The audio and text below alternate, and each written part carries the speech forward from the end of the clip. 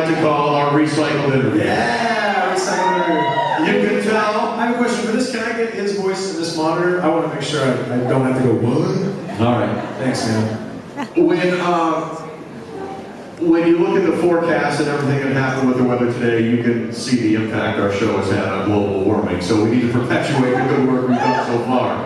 The first time we did this, since you started as a bartender, all of your questions were originally intended for Bruce Willis, Yes. who was also a bartender, Yes.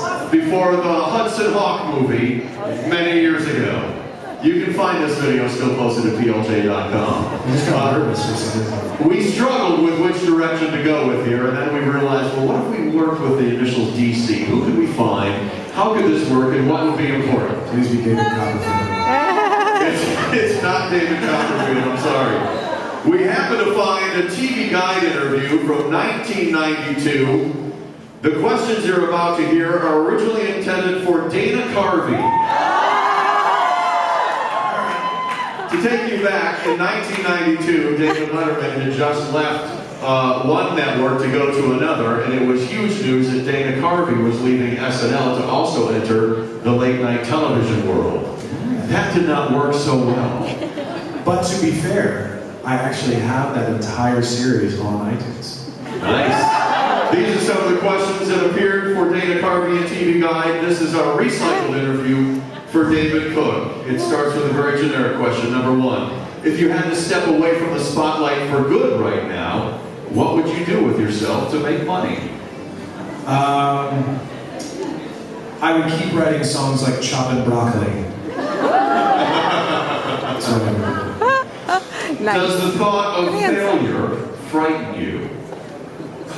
Oh God, how do I make a joke out of that one? Yeah, actually, I'd say failure is probably my biggest fear.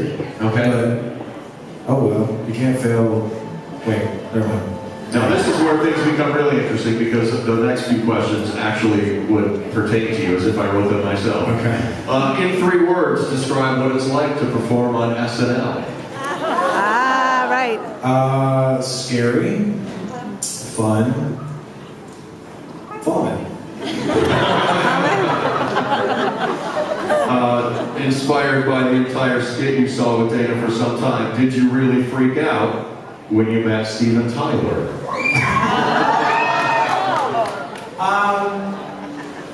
Kinda, yeah. On the inside, I kept it together. I was more. I was probably about 3 seconds away from calling hand check on him when he hooked my mom. I was about 3 seconds away. Good. Based on the church lady character, do you consider yourself a religious or spiritual person? Oh wow, here we go. I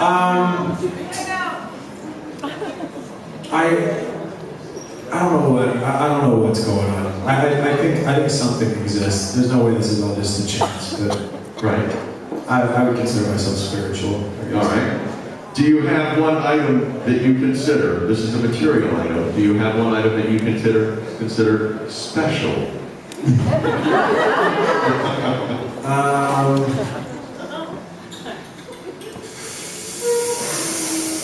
I'm gonna say pass. I'll say my white AC Les Paul Studio. Your Arnold impression is spot on. When was the last time you really hit the gym? Yesterday. All right, good. What is your favorite Canadian city? God, you're gonna get me in so much trouble with this stuff.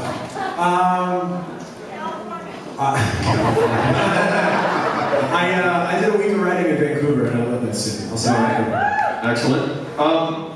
Do you do any new impressions, and would you share one with us now? God, okay, so it's not my impression. I'm borrowing this impression. It was I saw this interview with Seth MacFarlane, and he talked about I think it was one of his favorite things from Family Guy that hit the cutting room floor, and it was Kermit the Frog doing Liam Neeson's monologue from Taken, and it was I have a very special set of skills. I will find you. I will kill you. That's all I can remember the monologue. Excellent. you've done very well with this recycle interview. Can you give us a swing or a not gonna do it, and we'll let you go? Not gonna do it. That's our recycle interview.